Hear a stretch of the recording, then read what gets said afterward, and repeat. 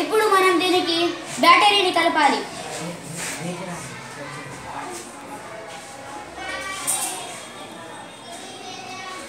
దీని ధన ధ్రువంని ఇక్కడ కలపాలి.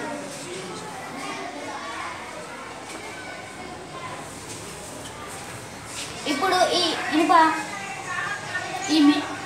ఈ పిన్నిస్ను దీనికి కలపాలి. లైట్ వెలిగితే దీని గుండా విద్యుత్ ప్రవహిస్తుందని మనకు తెలియజేస్తుంది.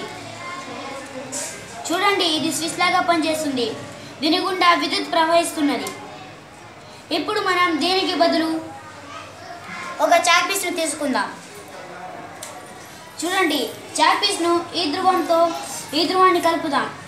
లైట్ వెలుగుతలేదు, ఎల్ఈడి లైట్ వెలుగుతలేదు కాబట్టి దీని గుండా విద్యుత్ ప్రవహిస్తలేదు.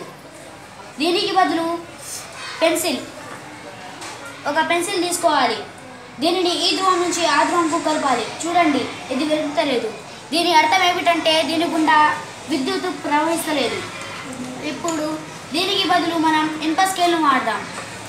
చూద్దాం, దీని ద్వారా విద్యుత్ ప్రవహిస్తుంది.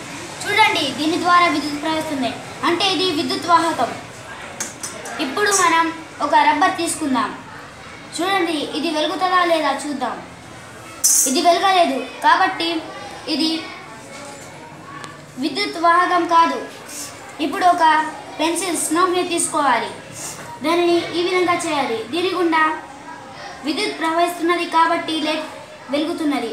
దీని ద్వారా మనకు ఏమర్థమైందంటే ఇనుప పదార్థాలు ఇంకా పెన్సిల్ నోక్ వంటి పదార్థాల ద్వారా విద్యుత్ ప్రవహిస్తుందని మనం ఈ ప్రయోగం ద్వారా తెలుసుకోవచ్చు. Presented by 8th class Pratibha.